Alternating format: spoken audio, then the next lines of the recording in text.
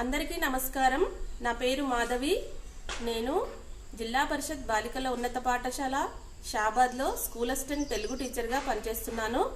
పిల్లలు, ఈ వీడియోలో 9వ తరగతి తెలుగు ధర్మార్జునులు పాఠంలో 6 నుంచి 10 వరకు ఉన్నటువంటి కృత్యపత్రాలను ఈ వీడియోలో వివరిస్తాను. కేవలం దీనిని మీరు గైడ్గా మాత్రమే వినియోగించుకోండి. ఇందులో ఉన్నట్టుగా రాయాల్సినటువంటి అవసరం లేదు. అంటే అభ్యాస ప్రశ్నలు అయితే సేమ్ ఉంటాయి, కానీ మూల్యాంకన ప్రశ్నలను మీరు కూడా మీ సృజనాత్మకతను ఉపయోగించి ఇంకా బాగా ఎఫెక్టివ్గా రాయడానికి ప్రయత్నించండి. చూడండి పిల్లలు, ఇక్కడ 6వ కృత్యపత్రం చూడండి. 6వ కృత్యపత్రంలో అభ్యాస ప్రశ్నలు అని ఇచ్చాడు. అభ్యాస ప్రశ్నలలో మొట్టమొదటిది అవగాహన ప్రతిస్పందన. చూశారు కదా, అవగాహన ప్రతిస్పందన. దీనిలో ముందుగా మనకి పద్యం ఇచ్చాడు. ఈ క్రింది పద్యాన్ని చదవండి, చదివి దీనికి ప్రతిపదార్థాన్ని రాయాలన్నమాట. ఇది మీకు తెలుసు ఆల్రెడీ. మనము ఎప్పటి నుంచో ప్రతిపదార్థం 8th క్లాస్ నుంచి మనం ప్రతిపదార్థం రాస్తున్నాము కదా. ఒకసారి పద్యాన్ని చూడండి. కోపముకింతలేదు బుధకోటికి కొంగుబసిండి, సత్యమారూపము తారతమ్యములెరుంగు స్వతంత్రుడు, నూతన ప్రియాటోపము లేని నిశ్చలుడిటుల్, కృతలక్షణుడై చెలంగగా ద్వాపర లక్షణుండనగవచ్చునోకో యలధర్మనందనున్. ఈ పద్యానికి ప్రతిపదార్థాన్ని రాయాలి. అంటే ముందుగా మనము పదవిభజన చేసుకోవాలి. పదవిభజన చేసుకున్న తర్వాత ప్రతిపదార్థము రాయాలి. కోపం ఒకంత లేదు, కోపము ప్లస్ ఒకంత ప్లస్ లేదు, అలా విడదీసుకోవాలి.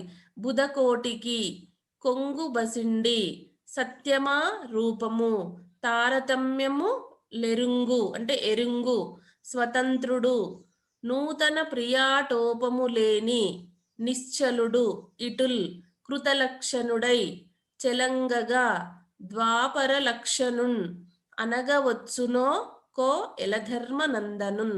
ఈ విధంగా పదవిభజన చేసుకున్న తర్వాత ప్రతిపదార్థాన్ని రాయాలి.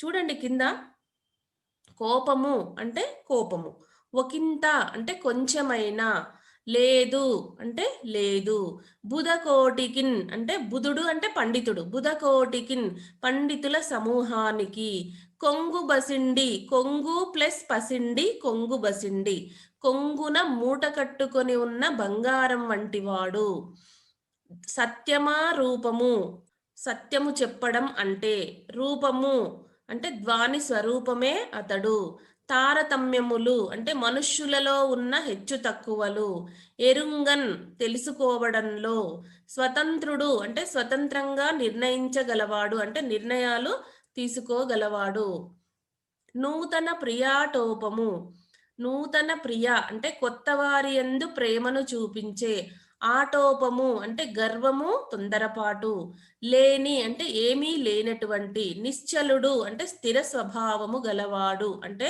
కొత్త వారి యందు ప్రేమను చూపించే గర్వము తొందరపాటు ఏమీ లేనటువంటి స్థిరమైన స్వభావము కలవాడు, ఇట్లు అంటే ఈ విధంగా, కృతలక్షణుడై ప్రసిద్ధమైన లక్షణములు కలవాడై, చెలంగగాన్ అంటే ప్రవర్తిస్తుండగా, అలధర్మనందనున్ అంటే యమధర్మరాజు కుమారుడైన ఆ ధర్మరాజును, ద్వాపర లక్షణుండు అంటే సందిగ్ధ లక్షణాలు కలవాడు అంటే ద్వాపర యుగంలో ఉండదగిన లక్షణాలు కలవాడని కూడా చెప్పవచ్చు.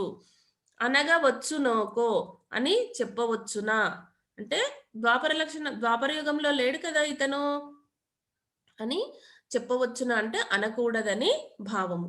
ఈ విధంగా మీరు ప్రతిపదార్థాన్ని రాయాలి. మరొక ప్రశ్నని చూద్దాం. 2వ ప్రశ్న చూడండి.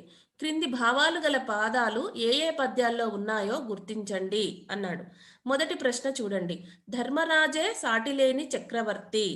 ఇది 2వ పద్యంలో ఉంది. ఇది 2వ పద్యంలో ఉందన్నమాట. నితడేపో సార్వభౌముడ ప్రతిముడనగా ప్రజల బాలించ సకల దిగ్భాసమాన కీర్తి విసరుండు పాండవాగ్రేసరుండు అనే పద్యపాదంలో ఈ భావం వస్తుందన్నమాట. ధర్మరాజే సాటిలేని చక్రవర్తి అనే భావము వస్తుంది. ఈ విధంగా రాయాలి. 2వది, గరుడధ్వజుని స్నేహితుడు. చూడండి. ఇది ఎక్కడ ఉంది? 9వ పద్యంలో ఉంది. నేనిక్కడ నంబర్ ఇచ్చాను. మొత్తం రాయాలంటే సరిపోదు గాబట్టి నేనిక్కడ పద్యం యొక్క నంబర్ ఇచ్చాను. మీరు చూసుకోండి. ఈ భావము 9వ పద్యపాదంలో ఉంది అని రాయాలి మీరు. బతగ కులాధిపధ్వజుని ప్రాణసకుండు. ఈ పద్యపాదంలో ఈ భావం ఉందన్నమాట. ఇప్పుడు మూడవది చూడండి. ఎల్లప్పుడూ ధర్మాన్ని సంపాదించే దృష్టే గాని న్యాయం తప్పలేదు. ఈ భావం ఏ పాదంలో వస్తుంది? ఏ పద్యపాదంలో వస్తుంది? మూడవ పద్యం యొక్క పాదంలో. చూడండి. రేవగల్ ధర్మ మార్జించు దృష్టియే కాని న్యాయంబు దప్పిన నడకలేదు. ఇక్కడ ఈ భావం వస్తుంది. ఇప్పుడు 4వ ప్రశ్న చూడండి. అర్జునుడు సాత్వికులతో కూడా ప్రశంసలనందుకునే ధర్మవర్తన కలవాడు. పై భావం గల పద్యపాదము 8వ పద్యంలో ఉంది. ఇలాగే మీరు పైవి కూడా రాయండి పిల్లలు. నేను అంతా మొత్తం రాయలేదు, మీకు ఆన్సర్ చెప్తున్నాను అంతే. పై భావము గల పద్యపాదము 8వ పద్యంలో ఉంది. సాత్వికుల్ దన్ను నుతింపగ దనరు ధార్మికుడర్జునుడు. ఈ పద్యపాదంలో పై భావము ఉందన్నమాట. ఇప్పుడు మరొక ప్రశ్నని చూద్దాం.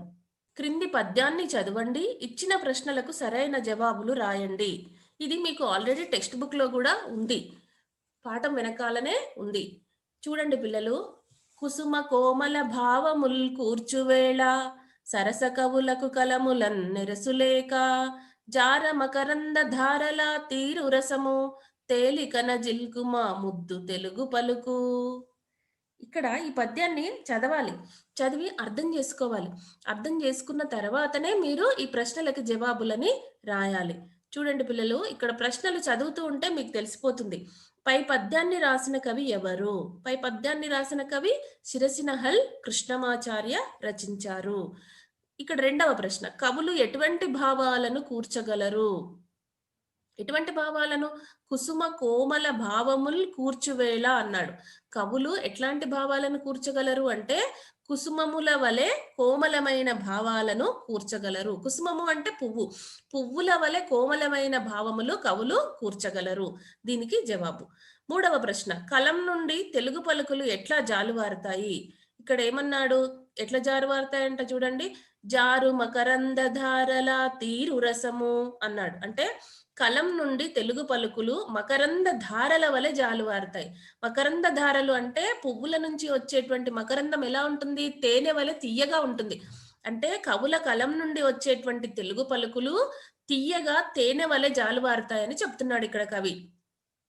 కలం నుండి తెలుగు పలుకులు మకరంద ధారల వలె జాలువారుతాయి అని రాయాల. తర్వాత మరొక ప్రశ్న, తెలుగు పలుకులను కవి దేనితో పోల్చాడు?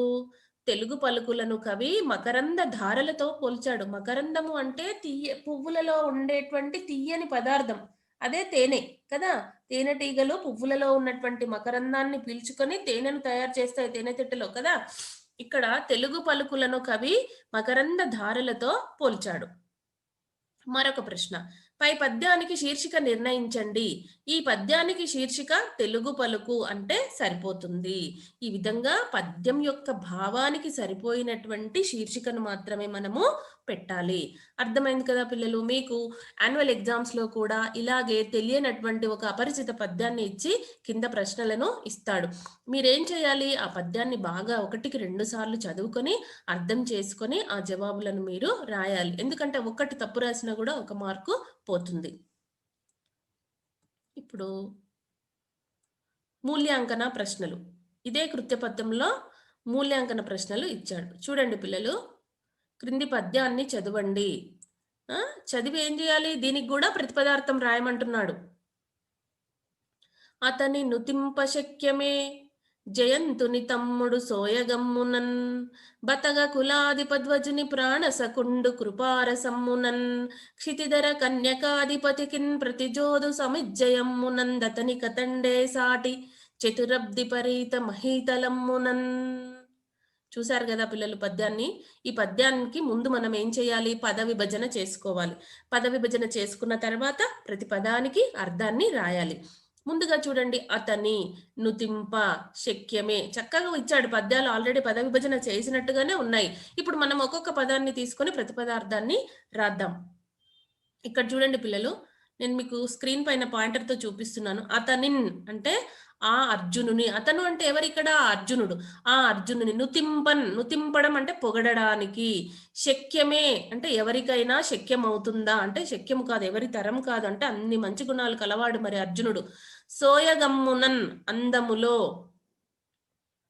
సోయగమ్మునన్ అంటే అందములో, జయంతుని తమ్ముడు అంటే సౌందర్యానికి ప్రసిద్ధి పొందిన ఇంద్రపుత్రుడు, జయంతుని వంటివాడు అన్నమాట. ఎవరు? అర్జునుడు. కృపారసమ్మునన్, కృపారసమ్మునన్ అంటే దయారసములో పతగ కులాధిపధ్వజుని, అంటే పతగ అంటే పక్షుల యొక్క, కుల అంటే జాతికి, పక్షికుల జాతి యొక్క అధిప అంటే ప్రభువైన గరుత్మంతుని యొక్క, పక్షికులానికి అధిపతుడు ఎవరు? గరుత్మంతుడు. ద్విజుని అంటే జెండాగల విష్ణుమూర్తికి, ఆ గరుత్మంతుని యొక్క ప్రభు ఎవరు? విష్ణుమూర్తి. ఆ విష్ణుమూర్తికి ప్రాణసకుండు అంటే ప్రాణసేహితుడు. సమిజ్జయమునన్ అంటే సమిత్ అంటే యుద్ధములందలి, జయమునన్ విజయాలలో, క్షితిధర కన్యకాధిపతికిన్, క్షితిధర అంటే పర్వతము యొక్క, కన్యక అంటే కూతురైన పార్వతి యొక్క, అధిపతికిన్ భర్త అయిన ఈశ్వరుడికి, పర్వతరాజ పుత్రిక అయినటువంటి పార్వతి యొక్క భర్త అయినటువంటి ఈశ్వరుడికి ప్రతిజోదు అంటే పోటీ, చతురబ్ది పరీత అంటే 4 సముద్రాల చేత చుట్టుకొనబడిన మహీతలమ్మునన్ భూమండలమందు, అతనికిన్ అంటే అతనికి, అతడే సాటి, సమానుడు, సాటి అంటే అతనికి అతడే సమానుడు అంటే అతని మించిన వాళ్ళు ఇంకెవరు ఇతరులు లేరు అని అర్థం అన్నమాట. ఒకసారి భావం కూడా రాయమన్నాడు. పిల్లలు చూడండి, ఇక్కడ భావం చూడండి. మనము ఈ ప్రతి పదం యొక్క అర్థాన్ని చదివితే కింద మనకి భావం రావాలి, ఆ విధంగా రాయాలి ప్రతిపదార్థాన్ని. చూడండి, అర్జునుడు అందంలో జయంతుని వంటివాడు, దయా స్వభావములో గరుడధ్వజుడైన విష్ణుమూర్తికి ప్రాణమిత్రుడు, పర్వతరాజ పుత్రిక పార్వతికి భర్త అయిన శివుడికి యుద్ధ విజయాలలో పోటీపడే వీరుడు, 4 సముద్రాలచే ఆవరించబడిన ఈ భూమండలంలో అతనికి అతనే సాటి. అటువంటి అర్జునుని పొగటడం సాధ్యమా అంటే సాధ్యము కాదు అని అర్థం. ఈ విధంగా ప్రతిపదార్థం రాయాలి, భావం కూడా నేర్చుకోవాలి మీరు. తర్వాత క్రింది పద్యాన్ని చదవండి, ఇచ్చిన ప్రశ్నలకు సరైన జవాబులను రాయండి అన్నాడు. చూడండి పిల్లలు, ఇక్కడ అపరిచిత పద్యం ఇచ్చాడు. అపరిచిత పద్యాన్ని చదివి మనం ఏం చేయాలి? ప్రశ్నలకు జవాబులని రాయాలి. పద్యం చూడండి. ఆచార్యునకెదిరింపకు బ్రోచిన దొర నిందసేయ బోకుము, కార్యాలోచనములొంటి జేయకు మాచారము విడవబోకుమయ్య కుమారా. అంటే నీకు విద్యను బోధించినటువంటి ఆచార్యుణ్ణి ఎదిరించకు.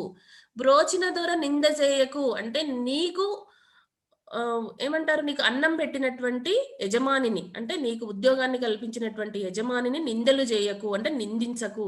కార్యాలోచనములొంటి చేయకు అంటే ఏదైనా పనికి సంబంధించినటువంటి ఆలోచన ఒంటరిగా చేయకు అంటే 10 మందితో ఆలోచించి చెయ్యి ఏదైనా ఒక గొప్ప పని చేస్తున్నప్పుడు. ఆచారము విడవబోకుమయ్య కుమార, అటువంటి ఆచారాలను నువ్వు వదిలిపెట్టకు కుమార అని కవి కుమార శతకంలో చెప్తున్నాడు. పక్కి అప్పల నరసయ్య రచించినటువంటి పద్యం ఇది కదా. మరి దీనికి ఏం ప్రశ్నలు ఇచ్చాడు చూద్దాం. పై పద్యంలోని మకుటం ఏది? కుమార. దేనిని విడిచిపెట్టకూడదు? ఆచారము విడిచిపెట్టొద్దని చెప్తున్నాడు కవి కదా. ఎవరిని ఎదిరించకూడదు? ఆచార్యులను ఎదిరించకూడదు. బ్రోచిన దొర అంటే ఎవరు? యజమాని, తనకు ఉపాధి లేదా అన్నం పెట్టినటువంటి యజమాని. వేటిని ఒంటరిగా చేయకూడదు? కార్యాలోచనము ఒంటరిగా చేయకూడదు. చూడండి పిల్లలు, ఈ విధంగా మీరు జవాబులని రాయాలి. ఈ అపరిచిత పద్యాలకు జవాబులను రాసేటప్పుడు మీరు 1కి 2 సార్లు పద్యాన్ని చదివి బాగా అవగాహన చేసుకున్న తర్వాతనే జవాబులను రాయాలి. లేదంటే తప్పులు పోతే గనక మార్కులు కట్ అయిపోతాయి. ఇది. ఇక 3వ ప్రశ్న చూడండి. క్రింది భావాలకు సరిపోయే పద్యపాదాలను వెతికి రాయండి అన్నాడు. ఎక్కడ వెతికి రాయాలి? పాఠ్యపుస్తకం లోపల వెతికి రాయాల. క్రింది భావాలకు సరిపోయే పద్యపాదాలను వెతికి రాయడం. ప్రజల సంపదకు అసూయ పడేవాడు కాదు. ఇది ఏ పద్యంలో ఉంది? చూడండి, ప్రజల కల్మికి అసూయ పడుట లేదు.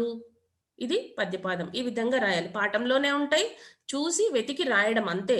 దానము చేయడం అనే విద్య యందు ఆసక్తి కలవాడు అంటే దాన విద్య పరతంత్ర మానసుండు. అన్నదమ్ముల ప్రేమ వారిదే సుమా అంటే లిలరన్నదమ్ముల సరాగము వారలదే సుమి ఉంది కదా. అట్లానే సాత్వికులు కూడా ప్రశంసించే ధర్మ ప్రవర్తన అర్జునుడిది. సాత్వికులు తన్ను నుతింపగ ధనరు ధార్మికుడు అర్జునుడొప్పు నెంతయున్. ఈ విధంగా ఈ పద్యపాదాలన్నీ పాఠ్యపుస్తకంలో ఉన్నాయి. చక్కగా చూడండి, వీటిని రాయండి. ఇక 7వ కృత్యపత్రాన్ని చూడండి. అభ్యాస ప్రశ్నలు ఇచ్చాడు. ఇవన్నీ కూడా మీరు స్వంతగా ఆలోచించి రాయాలి. మొదటి ప్రశ్నని చూడండి. ధర్మరాజు వ్యక్తిత్వాన్ని సొంత మాటల్లో రాయండి అన్నాడు కదా. ధర్మరాజు ఎటువంటి వాడు, అతని యొక్క వ్యక్తిత్వం గురించి మనము రాయాలి. జవాబు ఎలా రాయాలో ఒకసారి చూడండి. ధర్మరాజు పాండవులలో పెద్దవాడు, ఇంద్రప్రస్థ పట్టణాన్ని పాలించేవాడు. ధర్మరాజు తాను ఇచ్చిన ఆజ్ఞల ప్రకారం తాను నడుచుకునే స్వభావము కలవాడు. శాంతము, దయ, సత్యము అనే సద్గుణాలు కలవాడు. మంచివారిని ఆదరించేవాడు. దానము చేయడంలో ఆసక్తి కలవాడు. ఆయన గొప్ప పరాక్రమంతో ప్రజలు మెచ్చుకునేటట్లు రాజ్యపాలన చేసేవాడు. ధర్మరాజు ఇతరుల గురించి రహస్యంగా చెడు చెప్పేవాడు కాదు. ముఖప్రీతి కోసం మాట్లాడేవాడు కాదు. అంటే ఇతరులు మెచ్చుకోవాలని మాట్లాడేవాడు కాదు. ఎవరికి చనువు ఇచ్చి వారిని లోకువ చేసేవాడు కాదు. అంటే ఎక్కువ చనువుగా ఉండి వాళ్ళని అవహేళన చేసేవాడు కాదు. మెచ్చుకున్నప్పుడు తృప్తిగా ఇచ్చేవాడు. అతను ఇవ్వాలనుకున్నప్పుడు తృప్తిగా ఇచ్చేవాడు. మొగమాటానికి ఎవరిని మెచ్చుకునేవాడు కాదు. మొహమాటానికి ఎవరిని మెచ్చుకునేవాడు కాదు. ప్రజల సంపదలకు సంతోషపడేవాడు కానీ అసూయపడేవాడు కాదు. వెగటుగా ఎవరిని చూసేవాడు కాదు. అడిగినంత ఇచ్చేవాడు. అంటే ఎవరెంత అడిగితే అంత ఇచ్చేవాడు. రాత్రింబగళ్ళు ధర్మార్జన చేసేవాడు. అంటే ధర్మ ప్రవర్తన కలిగి ధర్మాన్ని సంపాదించాలనే బుద్ధిని కలవాడు. అన్యాయ ప్రవర్తన లేనివాడు. అంటే ఎవరికి అన్యాయం చేసేవాడు కాదు. ధర్మరాజునకు కోపం లేదు. పండితులకు ఆయన కొంగు బంగారం వంటివాడు. సత్యస్వరూపుడు. సత్యస్వరూపుడు. ఆయన మనుష్యుల తారతమ్యాలు తెలిసిన స్వతంత్రుడు. కొత్త వారిపై మోజు లేనివాడు. అతడు కృతయుగ లక్షణాలు కలవాడు అని మీరు ఈ విధంగా జవాబుని రాయాలి. మూల్యాంకన ప్రశ్నలు అని ఇచ్చాడు. అయితే ఇవన్నీ కూడా మీరు సొంతగా ఆలోచించి రాయాల్సినటువంటి ప్రశ్నలు. ఇక్కడ మొదటి ప్రశ్నను చూడండి. క్రింది ప్రశ్నకు జవాబులను రాయండి.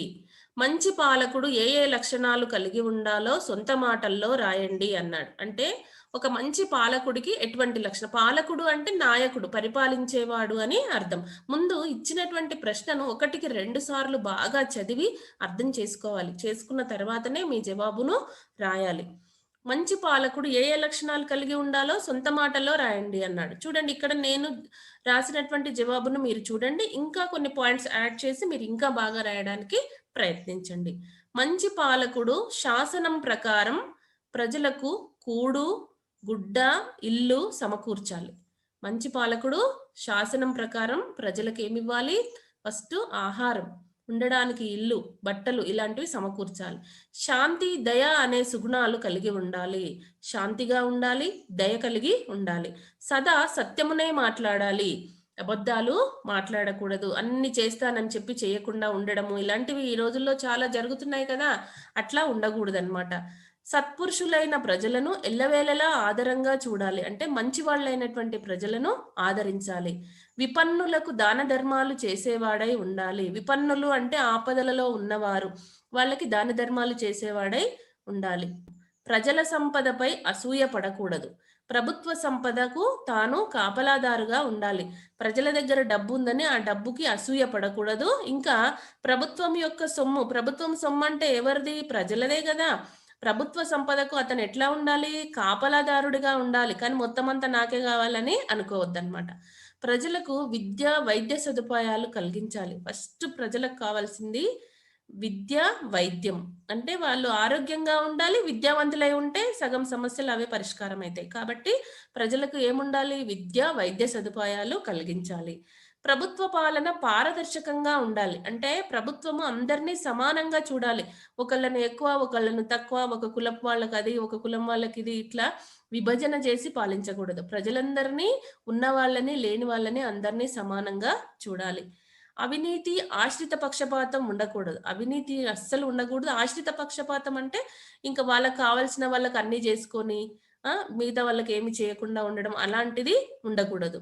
దేశాన్ని శత్రువుల బారి నుండి కాపాడుకోవాలి. నిజమే కదా! దేశాన్ని ముందు శత్రువుల బారి నుండి రక్షించేది ఎవరు? నాయకుడే. అంటే లీడరు లేదా రాజు. ఒకప్పుడైతే రాజులుండేవాళ్ళు. ఇప్పుడు లీడర్స్, నాయకులు. దేశాన్ని శత్రువుల బారి నుండి కాపాడుకోవాలి. ఇలా ఇన్ని మంచి లక్షణాలు గల పాలకుడుంటే ఆ రాష్ట్రం, ఆ దేశం తప్పకుండా బాగుపడుతుంది. పిల్లలు ఈ విధంగా మీరు జవాబుని రాయాలి. ఇప్పుడు మరొక ప్రశ్నని చూద్దాం. అర్జునునికి సాటి వీరుడు ఎవరూ లేరు, వివరించండి. అంటే అర్జునునికి సాటి అయినటువంటి వీరులు ఎవరూ లేరు, మీరు దానిని వివరించండి అంటున్నాడు. అర్జునుడు అందంలో జయంతుని వంటివాడు. దయా స్వభావములో గరుడధ్వజమైన విష్ణుమూర్తికి ప్రాణమిత్రుడు. పర్వతరాజ పుత్రిక పార్వతికి భర్త అయిన శివుడికి యుద్ధ విజయాలలో పోటీపడే వీరుడు. 4 సముద్రాలచే ఆవరించబడిన ఈ భూమండలంలో అతనికి అతనే సాటి. అర్జునునికి సాటి అయినటువంటి వీరుడు ఎవరూ లేరు అని ఈ విధంగా మీరు జవాబుని వ్రాయాలి.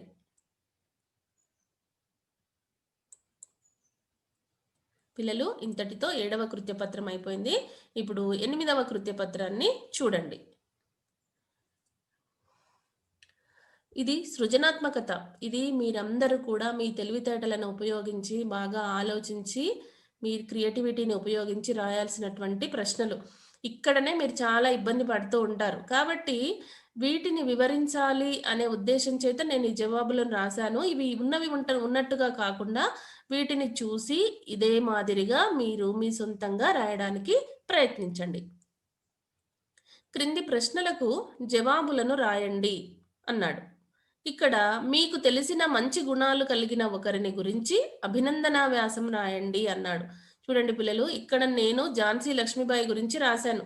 కానీ మీరు ఆమె గురించి రాయాలని ఏమీ లేదు. మీరు సొంతంగా మీకు తెలిసిన వ్యక్తిని గురించి, మీరు మంచి గుణాలు కలిగిన వ్యక్తిని గురించి, మదర్ తెరెసా గురించి రాయొచ్చు, గాంధీజీ గారి గురించి రాయొచ్చు, ఎంతోమంది ఉన్నారు, అంబేద్కర్ గారి గురించి రాయొచ్చు. ఎవరైనా సరే మీకు తెలిసిన, మీ ఇంట్లో మీ అమ్మ నాన్న గురించి కూడా రాయొచ్చు.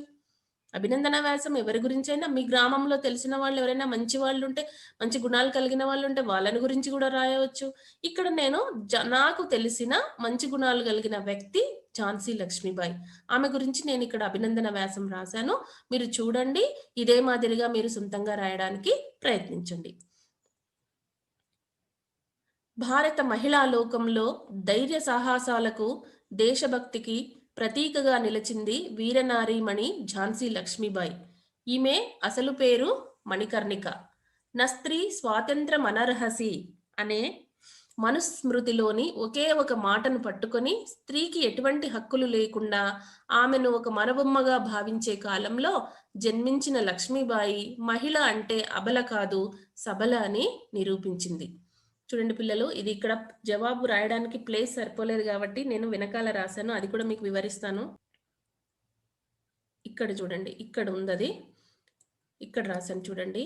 ఆశ్రితులకు కరుణామూర్తిగా, శత్రువులకు అపర కాళికలా, తన రాజ్యంలోని ప్రజలకు కన్న తల్లిగా, సమర్థురాలైన పాలకురాలిగా, సమయోచితంగా వ్యవహరించే వ్యవహార దక్షురాలిగా లక్ష్మీబాయి విరాట్ రూపంతో ఇతరుల మనస్సులను ఇట్టే ఆకట్టుకుంటుంది.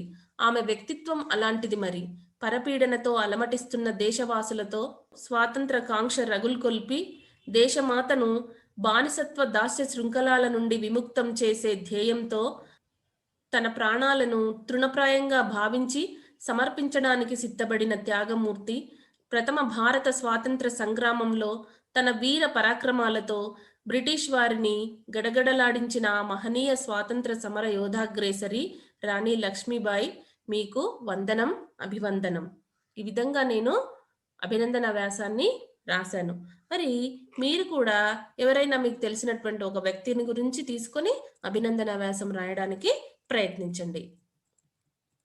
ఇదే కృత్యపత్రంలో ఇంకొక ప్రశ్న ఇచ్చాడు.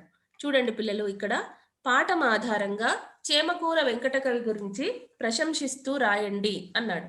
మీకు ఇది తెలుసు, కవి పరిచయంలోనే మనము చేమకూర వెంకటకవి గురించి చదువుకున్నాం. వారిని ప్రశంసిస్తూ రాయాలి. ఇక్కడ వారి గురించి రాయమనలేడు, ఏమన్నాడు? ప్రశంసిస్తూ రాయమన్నాడు. చూడండి ఎలా రాయాలో జవాబుని.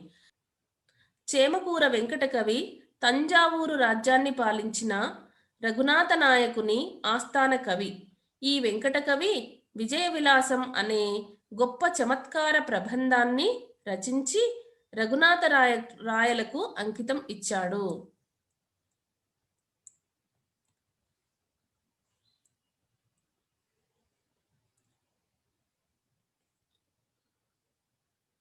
వెంకటకవిని రఘునాథరాయలు మెచ్చుకొని ప్రతి పద్యమునందు చమత్కృతి కలుగ చెప్పనేర్తువు, క్షితిలో నీ మార్గము ఎవరికిన్ రాదు సుమి అని మెచ్చుకున్నాడు.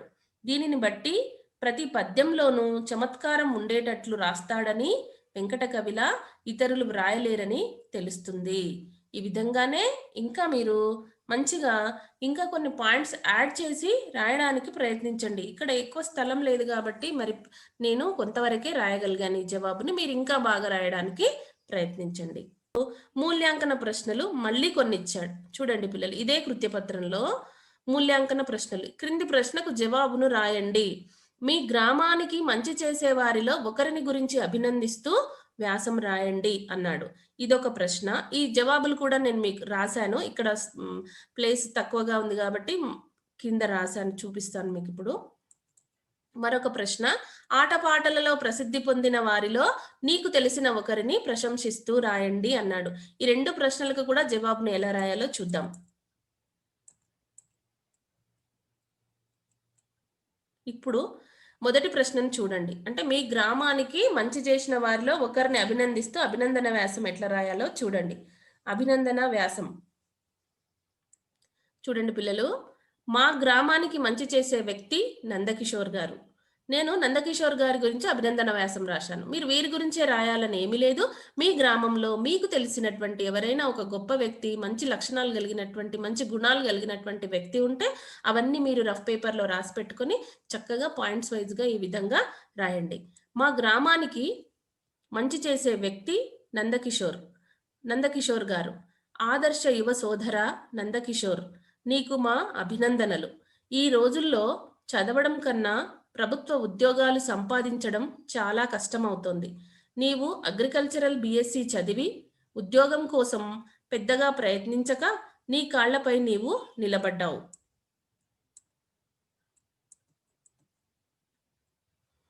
నీ తండ్రి గారి వ్యవసాయాన్ని చేపట్టి దాన్ని లాభసాటిగా మార్చావు.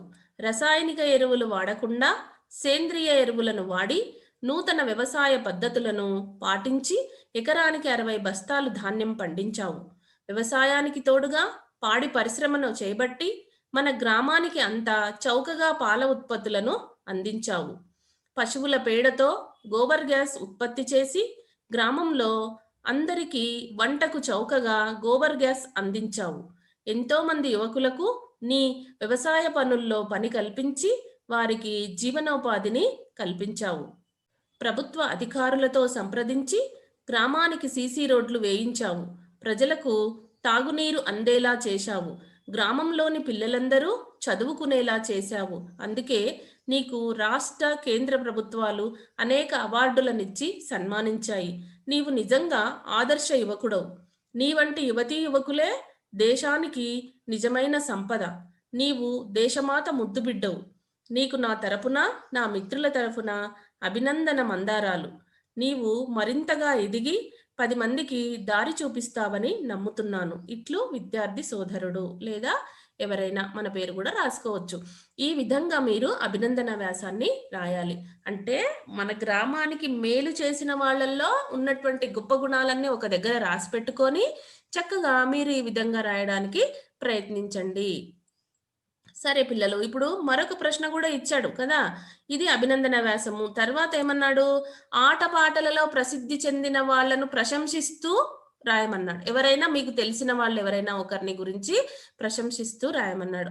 ఎవరైనా ఒక క్రీడాకారులు ఆటలలో గాని, పాటలలో గాని దేంట్లో అయినా సరే రాణించిన వాళ్ళని గురించి రాయమన్నాడు. మరి నాకు బాగా ఇష్టమైన వ్యక్తి మహేంద్ర సింగ్ ధోని. కాబట్టి నేను మరి అతన్ని గురించి ప్రశంసిస్తూ జవాబుని ఇక్కడ రాశాను. మీరు దీనిని చూడండి.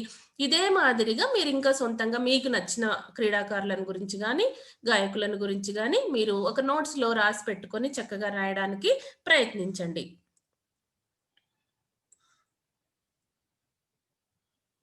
చూడండి పిల్లలు, ఆటపాటలలో ప్రసిద్ధి పొందిన వారిలో నాకు నచ్చిన వ్యక్తి మహేంద్ర సింగ్ ధోని. ఎక్కడో రాంచీలోని ఓ మారుమూల ప్రాంతం నుంచి వచ్చి క్రికెట్ ప్రపంచాన్ని ఓ ఊపు ఊపిన వ్యక్తి ధోని. దశాబ్దంన్నర క్రితం పవర్ హిట్టర్లు అంటే వెస్టిండీస్, ఆస్ట్రేలియా క్రికెటర్లనే ఎక్కువగా చూపించేవారు. కానీ విదేశీ క్రికెటర్లకి ఏమాత్రం తీసిపోని విధంగా బంతిని భారతీయులు కూడా బలంగా బాదగలరని ధోని నిరూపించాడు. ధోని భారీ సిక్సర్లు బాదుతుంటే పాకిస్తాన్ ప్రధాని సైతం ఫిదా అయిపోయి ప్రశంసలు కురిపించాడు. 2004 నుంచి టీమిండియాలో వికెట్ కీపర్గా, ఫినిషర్, కెప్టెన్, బౌలర్లకి సూచనలు ఇవ్వడం, సలహాలు ఇవ్వడం, ఇలా బాధ్యత ఏదైనా ధోని మార్క్ తప్పనిసరి. క్రికెట్ ప్రపంచంలోనే 3 టోర్నమెంట్లు గెలిచిన ఏకైక కెప్టెన్గా రికార్డుల్లో ఇప్పటికీ కొనసాగుతున్నాడు. క్షణాల వ్యవధిలో ప్రత్యర్థి బ్యాట్స్మెన్ కదలికలకి అనుగుణంగా బౌలర్లకి సూచనలు ఇవ్వగల జ్ఞాని. అతడి నాయకత్వ పటిమ, సందర్భానుసారంగా తీసుకునే నిర్ణయాలు, ఒత్తిడిలోనూ కోల్పోని సహనం, బౌలర్లకి ఇచ్చే సహకారం అమోఘం. అతనిని అభిమానించే అభిమానులకు అతనొక గొప్ప లీడర్. ఈ విధంగా మీకు తెలిసిన క్రీడాకారులను కానీ, కళాకారులను కానీ, పాటలు పాడే వ్యక్తులను కానీ ఎవరైనా సరే ఒకరిని ప్రశంసిస్తూ జవాబుని మీ సృజనాత్మకతను ఉపయోగించి సొంతంగా రాయండి. ఇంతటితో పిల్లలు 8వ కృత్యపత్రం అయిపోయింది. ఇప్పుడు మనము 9వ కృత్యపత్రాన్ని చూద్దాం. అభ్యాస ప్రశ్నలు. చూడండి పిల్లలు, ఇక్కడ పదజాలం ఇవన్నీ కూడా టెక్స్ట్ బుక్ లో ఉన్నవే, మీరు చూసి రాయగలుగుతారు చక్కగా. చూడండి, క్రింది పదాలకు అర్థాలను రాస్తూ సొంత వాక్యాలలో ప్రయోగించండి అన్నాడు. మీరు ఇక్కడ అర్థం రాయండి ఫస్ట్, తర్వాత దాన్ని వాక్యంలో ప్రయోగించండి. సోయగం అంటే చక్కదనం, అందం. ఏదైనా రాయండి. నెమలి చాలా సోయగంగా నృత్యం చేస్తుంది. అట్లా మీరు ఇంకా ఏదైనా వాక్యము రాయొచ్చు. ఏ ఊరు అంటే 5 మంది. చూడండి పిల్లలు, ఇక్కడ ఏ ఊరు అంటే 5 మంది. మేము ఏ ఊరు అక్కా చెల్లెళ్ళము కలిసిమెలిసి ఉంటాము. ఇట్లా. వెగటు అంటే అసహ్యం, చేదు. అంటే మన ప్రవర్తన ఇతరులకు వెగటు పుట్టించేలా ఉండకూడదు. బుధుడు. బుధుడు అంటే పండితుడు. బుధుడు దేశ విదేశాల్లో గౌరవాన్ని పొందుతాడు. ఈ విధంగా పదం యొక్క అర్థాన్ని రాసి తర్వాత దానికి ఒక వాక్యాన్ని, సొంత వాక్యాన్ని మీరు రాయాలి. రెండవ బిట్టు చూడండి. కింది పదాలకు ఉత్పత్తి అర్థాలను రాయండి అన్నాడు.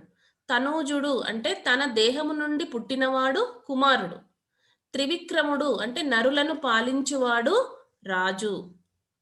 నందనుడు అంటే సంతోషపెట్టువాడు, కొడుకు.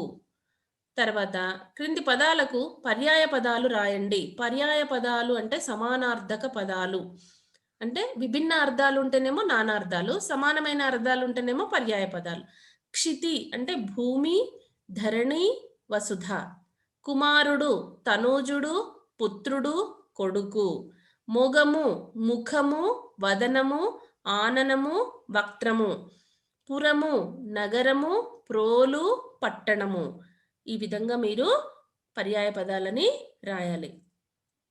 మరొక ప్రశ్న చూడండి.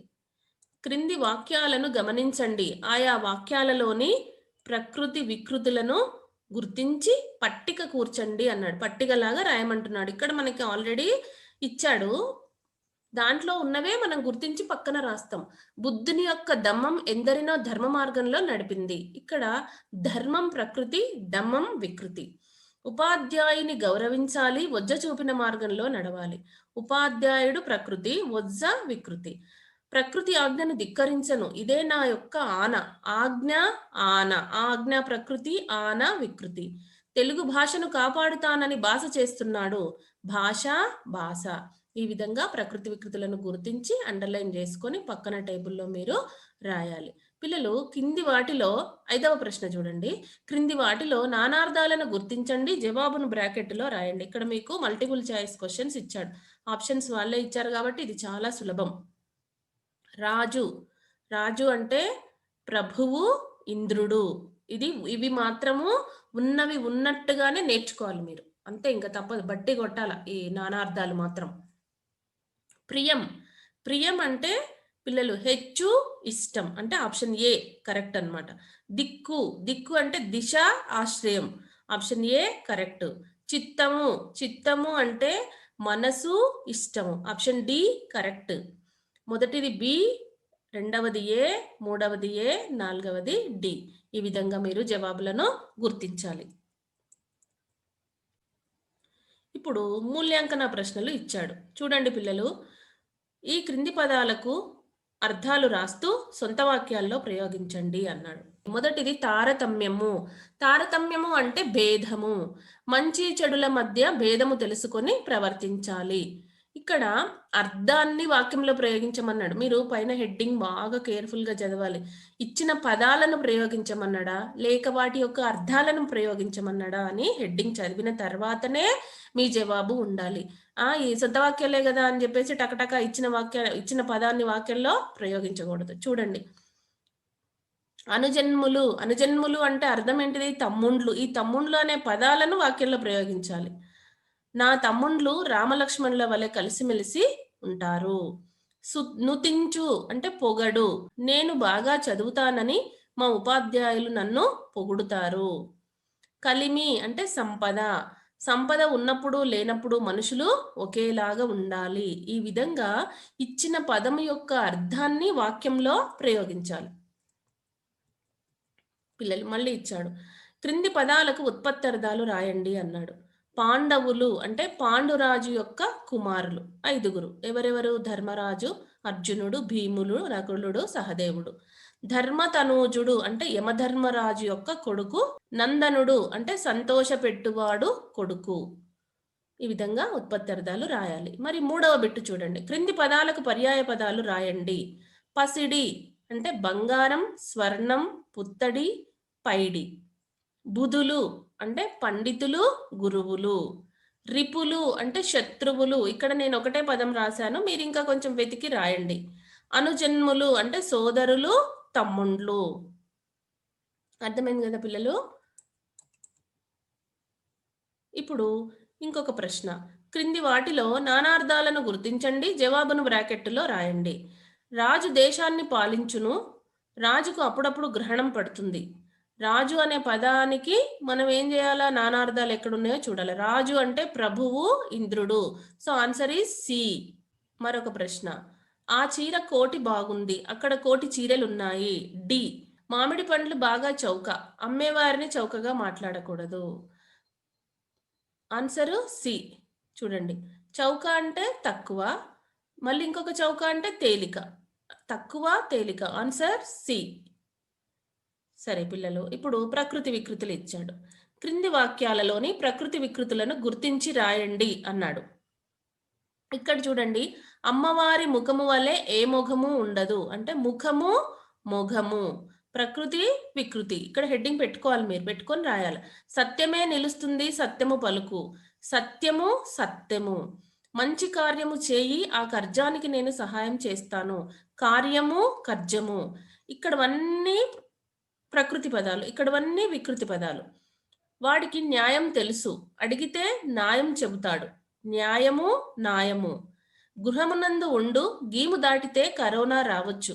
గృహము, గీము. ఇవి ప్రకృతి వికృతులు. ఈ విధంగా మీరు రాయాలి. పిల్లలు, 10వ కృత్యపత్రం, చిట్ట చివరి కృత్యపత్రము జాగ్రత్తగా వినండి. వ్యాకరణాంశాలు ఇచ్చాడు. క్రింది సమాస పదాలను, విగ్రహవాక్యాలను పరిశీలించండి. ఉదగ్ర తేజము, ఉదగ్రమైన తేజము. తొల్లీటి రాజులు, తొలివారలైన రాజులు. ప్రియాటోపము, ప్రియమైన ఆటోపము. పై వాటిని పరిశీలిస్తే గుణాన్ని తెలిపేవి విశేషణాలు. మీకు భాషా భాగాలు తెలుసు. నామవాచకము, సర్వనామము, విశేషణము, క్రియ, అవ్యయము. వీటిని భాషా భాగాలు అంటారు. భాషా భాగాలలో విశేషణాలు కూడా ఒకటే. విశేషణాలు ఏం చేస్తాయంటే నామవాచకము గాని సర్వనామం యొక్క గుణాలను తెలిపే వాటిని విశేషణాలు అంటారు. ఇక్కడ నామవాచకాలు, విశేష్యాలు, ఇలా విశేషాలతో ఏర్పడేవి కర్మధారయాలు. చూడండి పిల్లలు, సమాసాలు రెండు రకాలు: తత్పురుష సమాసాలు, కర్మధారయ సమాసాలు. విశేష్యాల చేత ఏర్పడే సమాసాలనే కర్మధారయ సమాసాలని అంటారు. విశేషణం పూర్వపదంగా ఉండి ఉత్తర పదం నామవాచకం అయితే దానిని ఏమంటారు? విశేషణ పూర్వపద కర్మధారయ సమాసము అంటారు. ఎందుకంటే మొదటి పదం విశేషణం కాబట్టి. సకల జనములు అంటే సకలములైన జనములు. ధార్మికుడైన అర్జునుడు.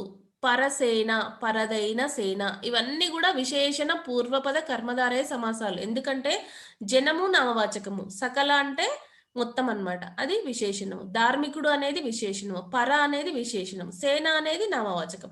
అంటే విశేషణము మొదటి పదంగా ఉంటే దానిని విశేషణ పూర్వపద కర్మధారయ సమాసం అని అంటారు. విశేషణము ఉత్తర పదంగా ఉంటే అంటే రెండవ పదంగా, ఇక్కడ విశేషణము ఉత్తర పదంగా ఉంటే దానిని విశేషణ ఉత్తర పద కర్మధారయ సమాసము అని అంటారు. ఇక్కడ చూడండి పిల్లలు, తమ్ము కుర్రలు.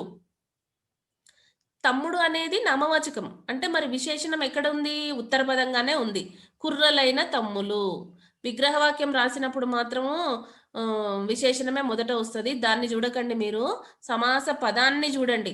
సమాస పదంలో మొదటి పదం నామవాచకమై ఉండి రెండవ పదం విశేషణం అయితే దానిని విశేషణ ఉత్తర పద కర్మధారయ సమాసము అని అంటారు. కార్మిక వృద్ధులు అంటే వృద్ధులైన కార్మికులు. సేమ్ విగ్రహవాక్యం మాత్రం సేమే వస్తుంది. విగ్రహవాక్యం చూడకండి, సమాస పదాన్ని చూడండి. ఇక్కడ కార్మికుడు అనేది నామవాచకము, వృద్ధులు అనేది విశేషణము. వృద్ధులు ఎక్కడుంది? ఉత్తర పదంగా ఉంది. కాబట్టి విశేషణ ఉత్తర పద కర్మధారయ సమాసము.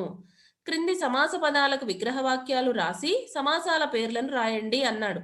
పేదరికపు బులుగు, పేదరికపుదైన బులుగు. ఇదేంటిది? విశేషణ పూర్వపద కర్మధారయ సమాసం. ఎందుకంటే పేదరికము అనేది, బులుగు అంటే పక్షి, అర్థమైంది కదా? పేదరికము అనేది విశేషణము, బులుగు అనేది నామవాచకము, కాబట్టి విశేషణ పూర్వపద కర్మధారయ సమాసం.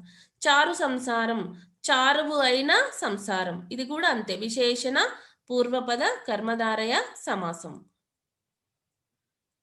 పిల్లలు అర్థమైంది కదా? ఇక్కడ ఏమీ లేదు. కర్మధారయం అంటే గుర్తుపెట్టుకోవాలి, నామవాచకానికి విశేషణానికి ఏర్పడే సమాసాన్నే కర్మధారయ సమాసం అంటారు.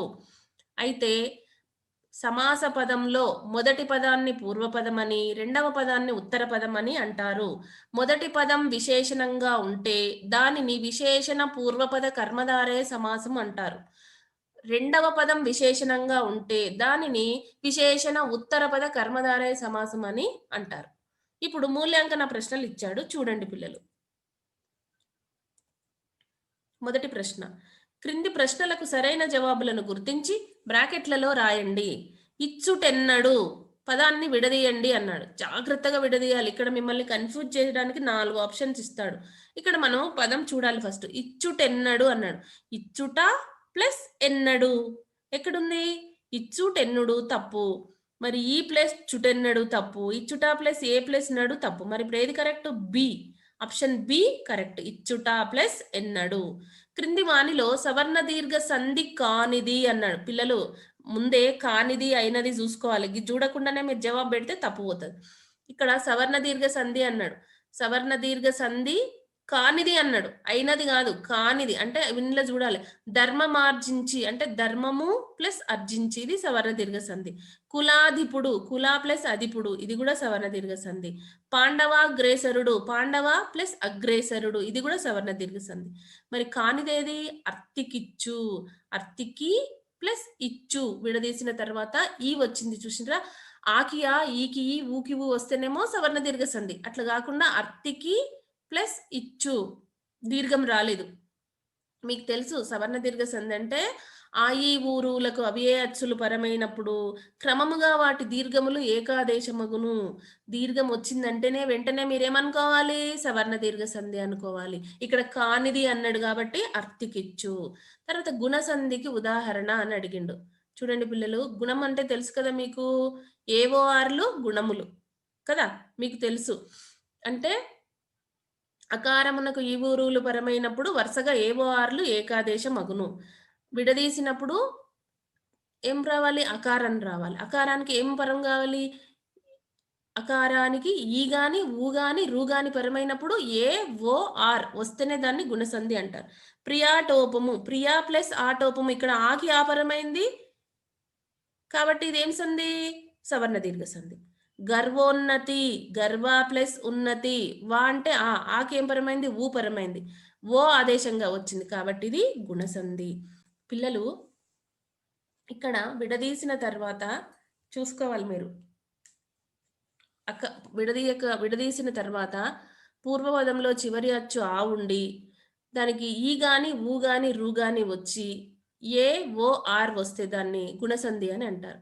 ఇవన్నీ కాకుండా ఓత్వం దీర్ఘం ఏత్వం దీర్ఘం వచ్చిందంటేనే అది గుణసంధి అని బాగా గుర్తుపెట్టుకోవాలి, సరేనా? తర్వాత ఆప్షన్ ఏంటి కరెక్ట్? B correct. ఇంకా మిగతావి మనకు అనవసరం. అన్న ప్లస్ తమ్ముడు కలిపి రాస్తే ఏమవుతుంది? అన్నదమ్ములు అవుతుంది కదా. అన్న తమ్ముడు, అన్న తమ్మి, ఒక అన్న తమ్ముడు, అది తప్పు కదా. ఆన్సర్ ఏంటి? ఏ, అన్న తమ్ములు. చూడండి పిల్లలు, భీమార్జునులు ఏ సమాసం? ఇక్కడ రెండు పదాలు ఉన్నాయి, భీముడు అర్జునుడు. రెండు నామవాచక పదాలు విగ్రహవాక్యంలో వస్తే అదేం సమాసము? ద్వంద్వ సమాసం. బాగా గుర్తుంచుకోవాలి. ద్విగు అంటే సంఖ్య కదా. ఇక్కడ చూడండి పిల్లలు, ద్విగు అంటే సంఖ్యావాచకం ద్విగు. విగ్రహవాక్యంలో సంఖ్య వస్తే ద్విగు సమాసం, రెండు నామవాచక పదాలు వస్తే ద్వంద్వ సమాసం. ఉపమాన ఉపమేయాలకు అభేదం చెప్తే రూపకం. భీమార్జునులు ఏ సమాసం? భీమార్జునులు అనేది ద్వంద్వ సమాసం, ఎందుకంటే ఇక్కడ రెండు నామవాచక పదాలు ఉన్నాయి. రెండు నామవాచక పదాలు విగ్రహవాక్యంలో ఉంటే దానిని ద్వంద్వ సమాసం అంటారు. మరొక ప్రశ్న చూడండి, క్రింది వానిలో ద్విగు సమాసం అన్నాడు. చూడండి పిల్లలు, కన్యకాధిపతి ఇది కాదు, సవర్ణ దీర్ఘ సంధి కదా. పంచాయుధములు, పంచ అంటే ఐదు, ఐదు ఆయుధములు, ఐదు సంఖ్య వచ్చింది కాబట్టి ఇదేం సమాసము? ద్విగు సమాసం. మరి ఏది కరెక్ట్? B correct. తర్వాత ఇక్కడ చూడండి, కపోత వృద్ధము సమాసానికి విగ్రహవాక్యం రాస్తే కపోతము యొక్క వృద్ధము, కపోతము వృద్ధము, కపోతమందలి వృద్ధము, పెద్దదైన కపోతము. కపోత వృద్ధము అంటే పెద్దదైన కపోతము అని రాయాల విగ్రహవాక్యము. D correct. ఇక్కడ చూడండి పిల్లలు, వసుమతి యొక్క చక్రము సమాస పదంగా కూరిస్తే ఇది షష్ఠి తత్పురుష కదా. వసుమతి యొక్క చక్రము అన్నాడు, యొక్క తీసేసేయండి, వసుమతి చక్రము అనేది correct. A, option A correct. చక్రము వసుమతిది, సుమతిది ఏ చక్రము? ఏది కాదన్నాడు. మరి మొదటనే కరెక్ట్ ఆన్సర్ ఉంది, వసుమతి చక్రము అనేది కరెక్ట్. క్రింది వాక్యంలోని అలంకారం గుర్తించండి అన్నాడు. గిరీషుని 5 ముఖాల అన్నట్లు పాండవులు ఉన్నారు. ఇక్కడ ఏం అలంకారం ఇది? ఉపమా, ఎందుకంటే పోల్చాడు కదా, పోలిక చెప్పడం ఉపమా. చూసుకోవాలి, ఉపమాన ఉపమేయాలకు పోలిక చెప్పడం ఉపమా అలంకారం. ఇక్కడ మూడవ ప్రశ్న చూడండి, క్రింది పద్యపాదానికి ఘన విభజన చేసి ఏ పద్యపాదమో గుర్తించండి అన్నాడు. ఇది అంత సులువుగా గుర్తించకూడదు, మనం ఏం చేయాలి? ముందు ఘన విభజన చేసుకోవాలి, అంటే గురువు లఘువులను గుర్తించాలి, గుర్తించి ఈ ఆన్సర్ని గుర్తించాలి. ఇది ఏంటి? ఉత్పలమాల, భరనభ భరవ వస్తాయి గణాలు, కాబట్టి ఇది ఏం పద్యపాదము? ఉత్పలమాల పద్యపాదము. మొదటి గురువు వచ్చిందంటేనే ఆది గురువు భగణం, భా వచ్చిందంటే ఇంకేం తెలిసిపోతుంది, భరనభ భరవ అని. ఆ విధంగా గుర్తించాలి. పిల్లలు, ఇంతటితో మనము ధర్మార్జునులు పాఠంలోని 6 నుండి 10 వరకు ఉన్నటువంటి వర్క్ షీట్స్ని మనము నేర్చుకున్నాం. ఇవన్నీ మీరు చక్కగా సాధన చేయండి, మీరు కూడా సొంతంగా జవాబులు రాయడానికి ప్రయత్నించండి. ఈ వీడియో గనక మీకు నచ్చినట్లయితే లైక్ చేయండి, షేర్ చేయండి. మరిన్ని వర్క్ షీట్స్ కోసం మీరందరూ తప్పకుండా నా ఛానల్ని సబ్స్క్రైబ్ చేయండి.